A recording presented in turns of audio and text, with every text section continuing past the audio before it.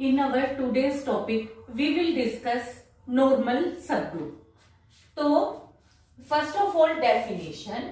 A subgroup H of a group G is called a normal subgroup of G if every left coset of H in G is equal to corresponding right coset of H in G. देखो हमने पहले भी discuss किया कि हम ज्यादातर multiplication लेते हैं कंपोजिशन, तो इसलिए हमने a H is equal to H a show किया है for all a belongs to G. तो ये हमारे पास हो गया लेफ्ट कोसेट, ये हो गया राइट कोसेट. अगर left coset is equal to right coset वाली कंडीशन सेटिस्फाई करेगा कोई भी, तो वो हमारे पास नॉर्मल सबग्रुप हो जाएगा.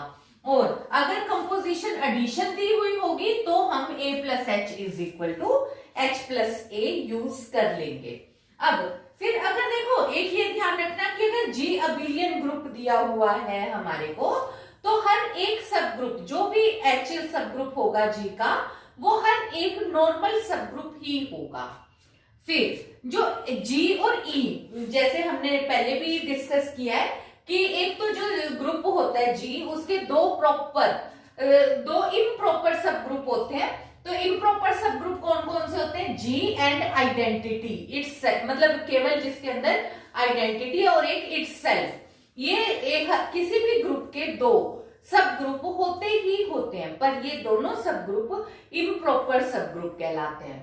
तो ये हमेशा ही अगर सब ग्रुप है, कोई भी ग्रुप है, तो ये जी, इटसेल्फ और आइडेंटिटी ये नॉर्मल सब ग्रुप होंगे ऑफ जी. तो हमारे पास यहाँ पे, और इसको हम ट्रिवियल नॉर्मल सब ग्रुप कहेंगे. Now in this theorem a subgroup H of a group G is normal subgroup of G if and only if G inverse belongs to H for all.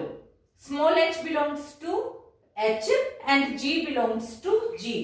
Small element के लिए representation है और capital जो words है ये group और सब group के रिप्रेजेंटेशंस है. अब देखो यहाँ पे हमारे पास सबसे पहले क्या है कि हमने यहाँ कंसीडर कर लिया कि H है वो एक नॉर्मल सब ग्रुप है G का, और हम ये शो कर देंगे कि G इनवर्स H के अंदर बिलोंग करता है. तो उसके लिए अब क्योंकि ये नॉर्मल सब ग्रुप है, तो डेफिनेशन क्या कहती है कि left coset should be equal to right coset. तो हमने कंसीडर किया नॉर्मल सब ग्रुप है, फिर लिख दिया GH is equal to HG for all G belongs to capital G. और फिर हमारे पास अब यहाँ पे जो ये स्मॉल h है वो किस में बिलोंग करता है? कैपिटल H में. और स्मॉल g किस में बिलोंग करता है? कैपिटल G में. ये कोई भी दो एलिमेंट्स है. और अब यहाँ से अगर मुझे GH का कोई एलिमेंट शो करना है तो वो मैं किस तरीके से लूंगी? स्मॉल g इंटू h, क्योंकि ये एलिमेंट इसका मैंने कंसीडर किया है. पर GH किसके बराबर है? HG के बराबर है, क्योंकि नॉर्मल सब ग्रुप है. लेकिन HG का एलिमेंट, तो मेरे पास यहां से क्या हो गया, जो ये GH एलिमेंट है वो मेरा किसके अंदर कंटेन कर गया? HG के अंदर कंटेन कर गया. पर HG का एलिमेंट तो H1G टाइप होता है. फिर यहां से मेरे पास, और where H1 belongs to again same capital H. अब यहाँ पे मैंने post multiplying by G inverse किया, तो यहां से मेरे पास हो गया GH इनवर्स किसके इक्वल आ गया? H1 के इक्वल आ गया. ये H1 किसके अंदर बिलोंग करेगा? ऑब्वियसली कैपिटल H के अंदर, और यही मुझे प्रूव करना था. ठीक है, ये हमारा हो गया फर्स्ट रिजल्ट. अब हम आ गए कन्वर्सली पे. अब हमने यहाँ कंसीडर कर लिया कि H एक सब ग्रुप है G का, और जो ये कंडीशन सेटिस्फाई करता है, GH इनवर्स जो है वो H के अंदर बिलोंग करता है. और अब मुझे ये शो करना है कि ये एक नॉर्मल सब ग्रुप है. H जो है एक नॉर्मल सब ग्रुप है G का. तो उसके लिए मेरे को ये शो करना होगा कि AH will be equal to HA होगा. और यहाँ पे for all A belongs to group. तो इसके लिए हमने क्या किया कि लेट अस कंसीडर A कोई एलिमेंट है जो ग्रुप G के अंदर है. तो गिवन हाइपोथेसिस के अकॉर्डिंग मेरे पास क्या है? GH इनवर्स बिलोंग करता है H में, जबकि G किसके अंदर का एलिमेंट है? G belongs to capital G. तो इसी के अकॉर्डिंग A इनवर्स किसका एलिमेंट होगा? H का एलिमेंट होगा, where H belongs to H and A belongs to G। तो यहां से मेरे पास फिर वैल्यू क्या हो गई, तो अब जो ये एक एलिमेंट है मैंने स्टार्ट किया AH से, ये लेफ्ट कोसेट से, लेफ्ट कोसेट का एलिमेंट कौन सा होगा, स्मॉल AH। तो ये कोई भी एलिमेंट है, अब इस एलिमेंट AH को मैं लिख सकती हूँ, देखो post multiplying bye A inverse into A कर दिया, इधर एक ब्रैकेट चेंज कर दी। अब जो ये वाला एलिमेंट है, ये एलिमेंट मेरा किसके अंदर बिलोंग करता है, गिवन हाइपोथेसिस के अकॉर्डिंग H के अंदर बिलोंग करता है। तो ये वाली वैल्यू क्या किसके अंदर बिलोंग कर गई, HA के अंदर, यानी AH मेरे पास किसके अंदर बिलोंग कर गया, HA में। पर जो ये AH था, स्टार्ट हमने कहां से किया था, AH से किया था, यानी कि AH पूरी तरीके से किसके अंदर कंटेन कर गया, HA के अंदर कंटेन कर गया।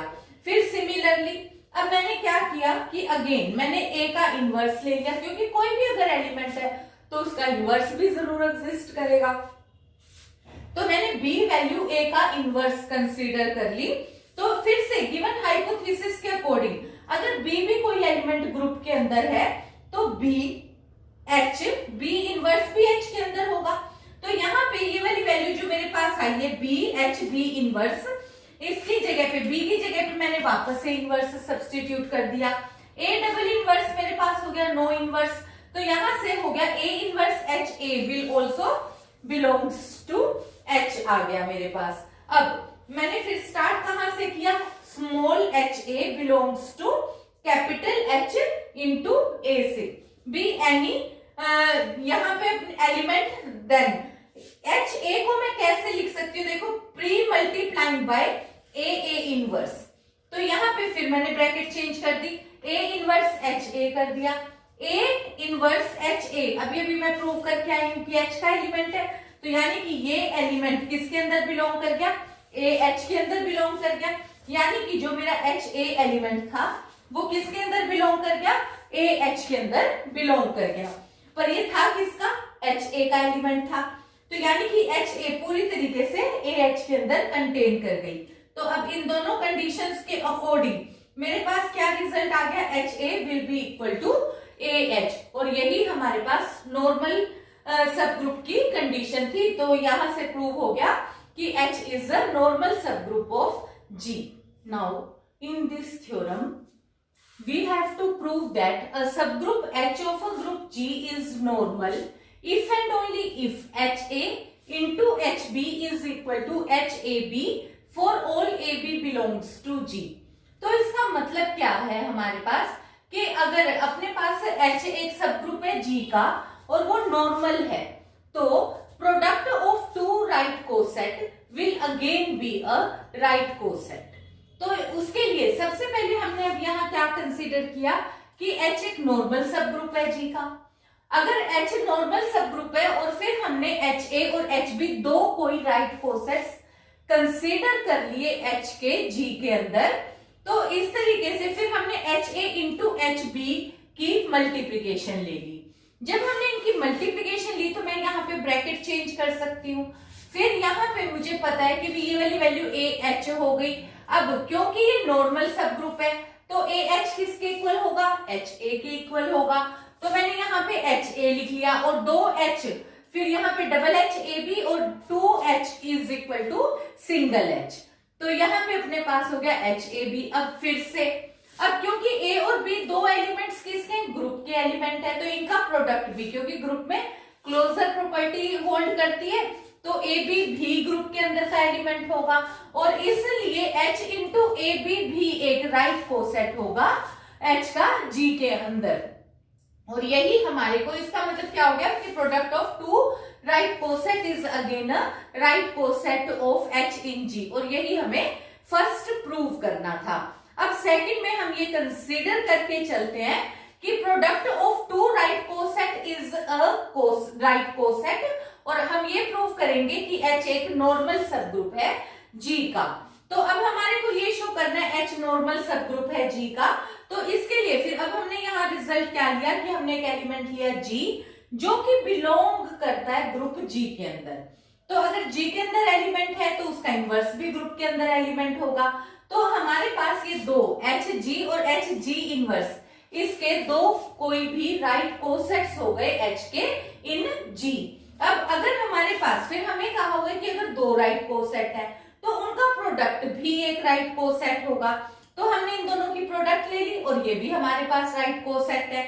तो ये अपने पास, क्योंकि H एक सब ग्रुप है G का, तो जो आइडेंटिटी एलिमेंट H के अंदर बिलोंग करती है तो आइडेंटिटी एलिमेंट G के अंदर भी बिलोंग करेगी, क्योंकि ग्रुप और सब ग्रुप की आइडेंटिटी एलिमेंट तो सेम ही होता है।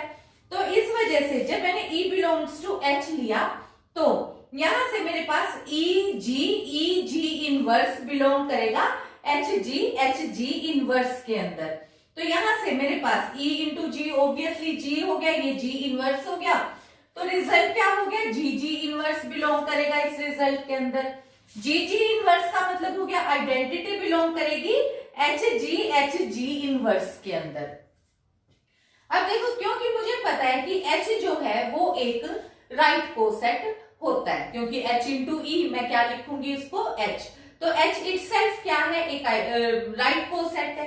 अब देखो H के अंदर भी मेरे पास आइडेंटिटी एलिमेंट है और इसके अंदर भी मेरे पास आइडेंटिटी एलिमेंट एग्जिस्ट करता है और ये कोई मेरे पास एक राइट कोसेट है, ऑब्वियसली, क्योंकि हमें पता है product of two right coset is again a right coset. तो यानी कि ये भी हमारे पास एक राइट कोसेट है और ये भी राइट कोसेट है और ये भी राइट कोसेट है, और इन दोनों के बीच में मेरे पास एक कॉमन एलिमेंट आ चुका है E। और फिर मुझे पता है कि अगर दो राइट कोसेट्स के बीच में कोई भी एलिमेंट कॉमन नहीं हो सकता, या तो वो आइदर डिसजॉइंट होते हैं या आइडेंटिकल होते हैं। तो इसका मतलब क्या हुआ कि अगर इनके बीच में एक एलिमेंट तो सिंगल कॉमन नहीं हो सकता, यानी कि ये सारे के सारे एलिमेंट इनके सेम होंगे, यानी इनकी इंटरसेक्शन फाई नहीं है। इंटरसेक्शन फाई नहीं है तो इसका मतलब क्या हो गया, दोनों आइडेंटिकल हो गए। आइडेंटिकल होने से अब ये वाली वैल्यू मेरे पास जो Hg is equal to Hg और Hg इनवर्स जो इस एलिमेंट के अंदर बिलोंग करता है, और ये वाली वैल्यू अब मेरे पास आइडेंटिकल होने की वजह से किसके आइडेंटिकल है, H के आइडेंटिकल है। तो ये जो एलिमेंट है ये किसके अंदर बिलोंग कर गया, H के अंदर बिलोंग कर गया।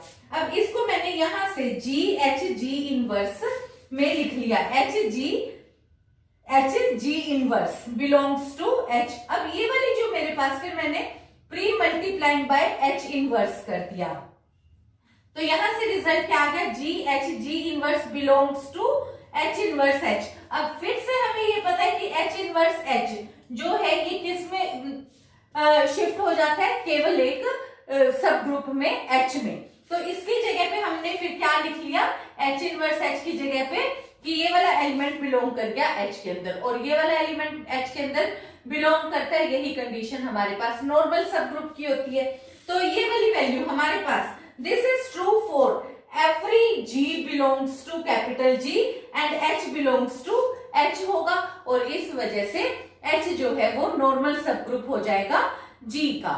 तो that is all for this lecture. Thank you.